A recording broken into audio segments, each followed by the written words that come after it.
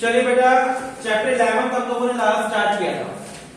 Infrastructure, क्या meaning था infrastructure का? Infrastructure refers to support system. जो इंफ्रास्ट्रक्चर होता है वो हमारी कंट्री के इकोनॉमिक एंड सोशल डेवलपमेंट को सपोर्ट सिस्टम का काम करता है। यानी सपोर्ट सिस्टम है हमारी कंट्री के इकोनॉमिक एंड सोशल डेवलपमेंट के लिए।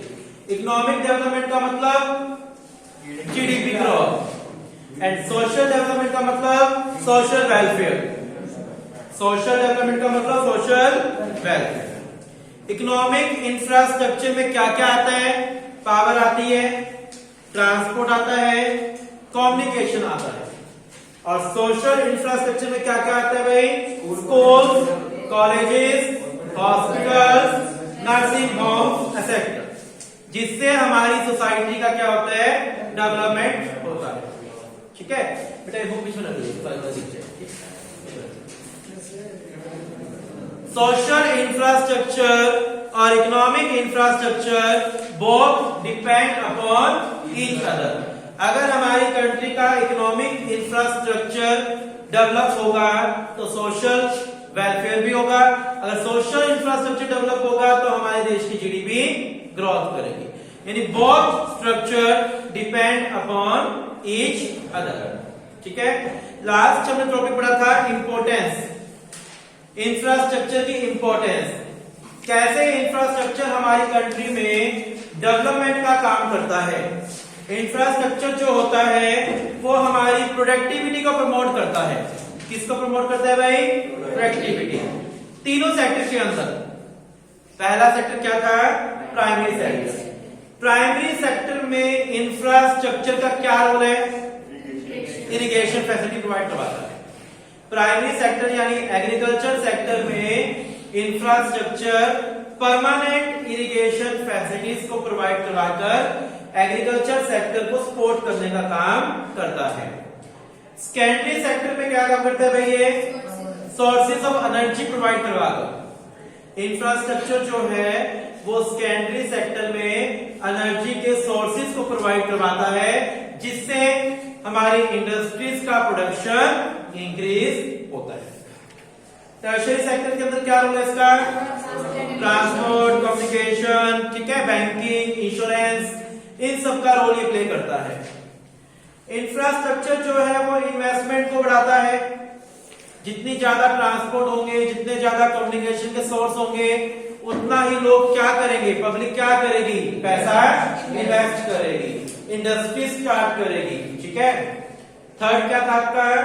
Infrastructure generate linkage in production. क्या मतलब था बेटा इसका? Infrastructure generate linkage in production. बैठ के बता दो।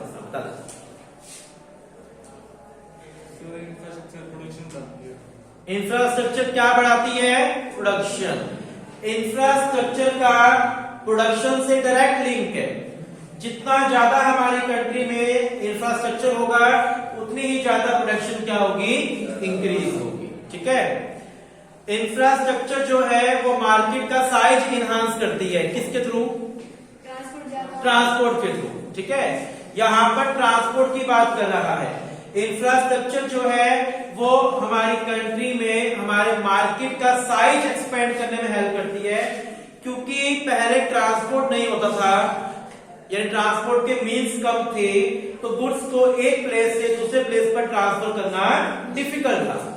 सो मार्केट का साइज स्मॉल होता था, मार्केट लिमिट होती थी। जबकि अब ट्रांसपोर्ट के बहुत सारे सोर्सेज हो गए हैं, तो हम इजिली अपने गुड्स को एक प्लेस से दूसरे प्लेस पर ट्रांसफर कर सकते हैं। सो ट्रांसपोर्ट के कारण हमारी मार्केट का साइज क्या हुआ है? इनहांस। साहिर, रिकॉर्डिंग में तो नाम आ रहा है और रिकॉर्डिंग देखते हैं प्रिंसिपल मैडम। मैंने उठा के बाहर लगा देना, कोई बच्चा बोलता मिला, कोई जरूरत नहीं है। मुझे पता है 15-20 बच्चे फेल होने हैं, हो जाएंगे, तुरंत हमें क्या करनी पड़े बच्चे, लेकिन जिनका रिजल्ट आना है उनको रिजल्ट दिखाना है बेटा। Infrastructure enhance ability to work. Infrastructure जो है वो काम करने की योग्यता बढ़ाता है। यहां पर किसकी बात की जा रही है? सोशल इंफ्रास्ट्रक्चर की। अगर हमारे यहाँ स्कूल अच्छे होंगे, कॉलेजेस होंगे, हेल्दी इन्वायरमेंट होगा, हेल्थ फैसिलिटी होगी, तो जो पब्लिक है वो क्या रहेगी, हेल्दी रहेगी, उनकी स्किल इंक्रीज होगी और वो लोग काम करने की एबिलिटी अपनी इंक्रीज कर पाएंगे। Infrastructure facilitate outsourcing. मैंने आपको आउटसोर्सिंग का मीनिंग बताया था। What is outsourcing? Expert services hire करना। जैसे जो बाहर की कंट्रीज है वो इंडिया से कौन सी सर्विस हायर करती है? कॉल सेंटर की, ठीक है, कॉल सेंटर की सर्विस इंडिया से हायर करती है। तो इस तरीके से कह रहे हैं कि इंफ्रास्ट्रक्चर हमारा स्ट्रॉन्ग होगा तो बहुत सारी सर्विसेज हम दूसरे देशों को दे पाएंगे और दूसरे देशों से बहुत सारी सर्विस हायर कर पाएंगे। क्या कहते हैं? कॉल सेंटर क्या होता है? कॉल सेंटर आपने सुना है कब पहले? जैसे आपके पास फोन आता होगा कि भाई हमारी कंपनी ऐसे ऐसे कोई प्रोडक्ट लॉन्च कर रही है, या इनके आते हैं टीवीएस वाले आते हैं जो फोन आते हैं ना, वो उसके लिए स्कूटी के आते हैं, अब दिवाली में फोन आएंगे, ये ऑफर दे रही है हमारी कंपनी, वो ऑफर दे रही है। तो वो होता है कॉल सेंटर्स जो प्रोडक्ट बेचते हैं। जो क्या बेचते हैं? प्रोडक्ट बेचते हैं, फोन करके कस्टमर्स को मोटिवेट करते हैं। तो माना जाता है कि इंडिया जो है वो आईटी सेक्टर में काफी स्ट्रॉन्ग है। आईटी मतलब इंफॉर्मेशन के अंदर, कॉल सेक्टर में इंडिया को स्ट्रॉन्ग माना जाता है यहाँ पर।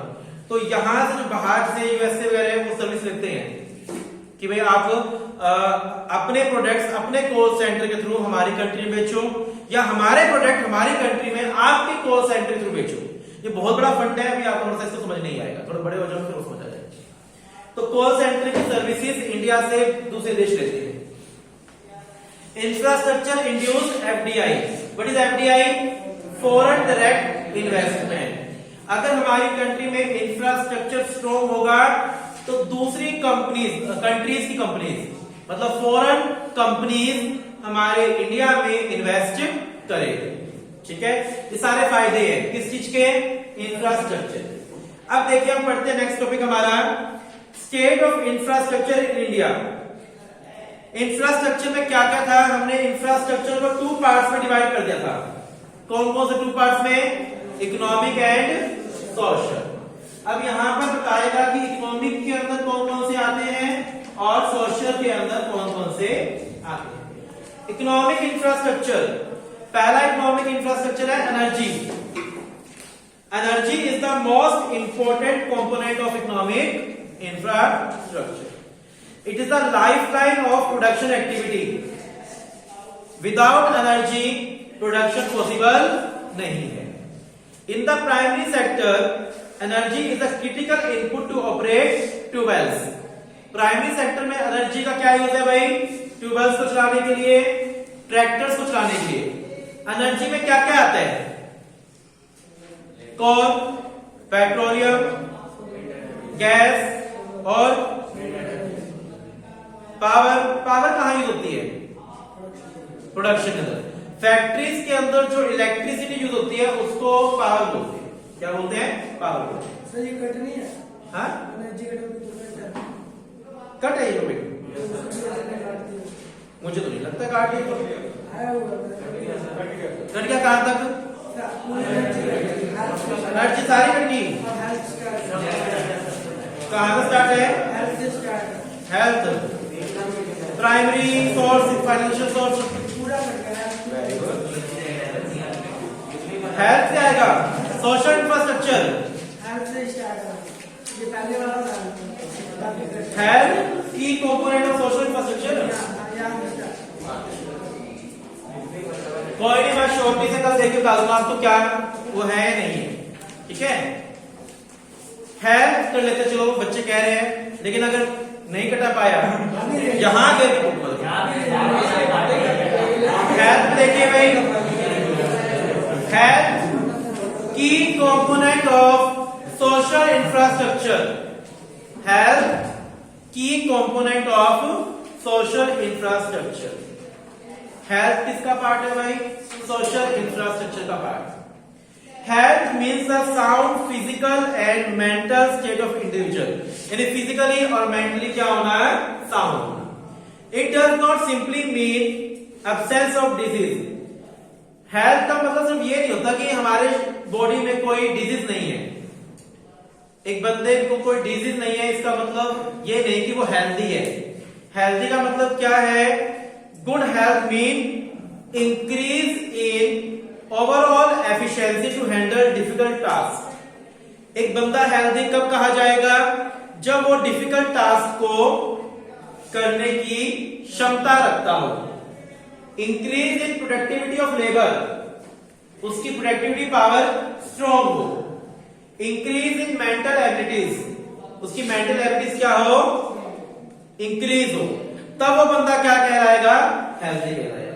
यानी फिजिकल फिट हो, मेंटल हेल्थी हो, डिफिकल्ट टास्क को परफॉर्म करने की एबिलिटी हो और अच्छा प्रोडक्शन करने की एबिलिटी हो, देन अ पर्सन क्या कहलाएगा? हेल्दी कहलाएगा। ठीक है। Development of health service after independence. Independence के बाद हमारे देश में हेल्थ सर्विस क्या हुई? इंक्रीज हुई। Decline in death rate. Independence के बाद कहता है हमारी कंट्री के अंदर डेथ रेट क्या हो गई? डिक्लाइन हो गई, कम हो गई। पहले मरने वालों की संख्या ज्यादा थी, अब मरने वालों की संख्या कम हो गई। पहले कितनी थी? 27 पर 1000 पर्सन पर 27। अब कितनी रह गई? 6.4 पर 1000। तो क्या हो गई है? डिक्रीज हो गई है। Reduction in infant mortality rate. Infant mortality rate क्या होता है भाई? जो 1 साल से कम के बच्चे होते हैं एज के, उनकी डेथ रेट, उनकी डेथ रेट। कहते हैं पहले जो 1 साल से कम के एज के बच्चे थे, उनकी डेथ रेट क्या थी? 146 पर 1000। अब कितनी रह गई? 34,000। ठीक है, क्लियर है? ये डाटा आपको थोड़ा याद करना पड़ेगा। Rise in expectancy of life. पहले एवरेज एज कितनी मानी जाती थी? 32 इयर्स। अब एवरेज एज कितनी मानी जाती है? 68 ईयर। ऐसा क्यों? एवरेज एज का रेट क्यों इंक्रीज हुआ? क्योंकि पहले हेल्थ फैसिलिटीज नहीं थी और अब हमारी कंट्री में हेल्थ फैसिलिटीज क्या हो गई है? इंक्रीज हो गई है, जिसके कारण ये माना जाता है कि जो एवरेज एज है इंसान की, वो पहले 32 साल की होती थी, अब कितनी हो गई है? 68 हो गई है। Control over deadly disease. पहले बहुत ये जो बीमारियां थी लाइक मलेरिया, ठीक है, टीबी की और स्मॉल पॉक्स एक्सेट्रा, कुछ ऐसी डिजीज थी जिनके कारण डेथ बहुत ज्यादा होती थी। लेकिन अब इन डिजीज की मेडिसिन आ गई है, तो इनके ऊपर कंट्रोल किया जाने लगा है। Decline in under 5 mortality rate. पहले जो है 1 साल से लेकर 5 साल तक के बच्चों की जो डेथ रेट थी वो ज्यादा थी, अब क्या हो गई है? डिक्लाइन हो गई है। ठीक है। इसके बाद आपको चार्ट दिया है कि मेडिकल कॉलेजेस पहले कितने थे, अब कितने हो गए, ये पढ़ लेना। ठीक है, इतना सारा याद तो नहीं होगा, लेकिन फिर भी रिवाइज करो 2-3 बार इसका। नेक्स्ट कह रहा है आपको health care system in India. Health care system in India. India has a, इसमें से क्वेश्चन आ जाता है भाई, ये इंपोर्टेंट करना topic. Health care system in India, last year question आया था एक। Health care system in India. India में हेल्थ केयर सिस्टम को 3 पार्ट्स में डिवाइड कर दिया, जिसको नाम दिया है 3 टायर हेल्थ केयर सिस्टम। क्या नाम दिया है? 3 tyre health care system. First tier में क्या क्या इंक्लूड है? Primary health centre. ये शॉर्ट फॉर्म से याद कर लेना, जो आपके 1 मार्क्स में क्वेश्चन आते हैं उसमें कई बार शॉर्ट फॉर्म पूछ लेता है। इसका फुल फॉर्म क्या है? पीएचसी की फुल फॉर्म क्या है? PHC primary health centre, CHC community health centre and सब सेंटर्स। ये किस में डिवाइड कर दिए इसने? फर्स्ट टायर के अंदर। This are small hospital. ये स्मॉल हॉस्पिटल्स होते हैं, setup mostly in small towns and rural area. ये कहां पर होते हैं? स्मॉल टाउन्स में या फिर रूरल एरिया में। And manage by the single doctor. इस पूरे हॉस्पिटल में सिंगल डॉक्टर होता है, ठीक है, and ANM auxiliary nursing midwife. ANM के बारे में आपने सुना होगा, ये जो नर्सिंग होती है, जो ANM होती है एजुकेटेड, तो auxiliary nursing midwife. This centre focus on educating people on issue relating to health care and provide immunization facility against infectious disease। देखो अभी आपके माइंड में स्ट्राइक करा होगा कि पूरे हॉस्पिटल में एक ही डॉक्टर, भाई डिजीज तो बहुत सारी होती है, तो एक डॉक्टर कैसे हैंडल करेगा? तो वो पेशेंट को ट्रीट नहीं करते, उसका काम ट्रीट करना नहीं है। उसका काम क्या होता है कि फीवर का इंजेक्शन लगा दिया, बस दर्द का इंजेक्शन लगा दिया, और दूसरा क्या काम होता है? उसका गाइड करने का काम होता है। वो पेशेंट्स को गाइड करते हैं कि कैसे आप अपनी इम्यूनिटी क्या करो, बूस्ट करो, स्ट्रॉन्ग कर सकते हो। ठीक है, वो हेल्थ से रिगार्डिंग टिप्स देने का काम होता है उनका। ठीक है, भी कोई महिला प्रेग्नेंट है तो उसको क्या खाना है, कौन सा एक्सरसाइज करनी है, तो वो सारी चीजें वो लोग गाइड करते हैं। Preliminary treatment is offered to patient without the manageable limit. उनको फर्स्ट एड दिया जाता है वहां पर, ये मान लो। वो जो डॉक्टर होगा वो कोई बड़ा ट्रीटमेंट नहीं करेगा, वो सिर्फ फर्स्ट एड देने का काम करेगा। सेकंड है सेकंड टायर। अभी हमने हेल्थ को 3 टायर में डिवाइड किया। Second tier secondary health care institute, secondary health care institute. These institutes are upgraded and have facility for surgery। ये वो हॉस्पिटल्स होते हैं जहां पर सर्जरी की फैसिलिटी होती है, ECG की फैसिलिटी होती है, एक्सरे की फैसिलिटी होती है। They are located in big towns and district headquarters। 3 tyre. Third tier में क्या आता है? Tertiary health care centre. These are high end and fully equipped medical center offering specialized medical hospitals। आपने दिल्ली के अंदर AIM का नाम सुना होगा, ठीक है ना, महात्मा गांधी हॉस्पिटल सुना होगा नाम। जो बड़े बड़े हॉस्पिटल होते हैं इसमें बहुत सारी बड़ी बड़ी डिजीज का क्या होता है, ट्रीटमेंट होता है। This tertiary sector also include education and research centre, जैसे ये अपना ये अग्रवाल कॉलेज है, ठीक है ना, such as AIIMS and PGI Chandigarh, PGI Rohtak, national institute of mental health and neuro sciences Bengaluru. तो ये कुछ बड़े बड़े इंस्टीट्यूट के एग्जांपल दिए हैं जहां जो फुली इक्विप होते हैं, जहां बड़े बड़े डिजीज का क्या होता है, ट्रीटमेंट किया जाता है। ठीक है, फटाफट कर याद रिवाइज कर आगे बढ़ते हैं।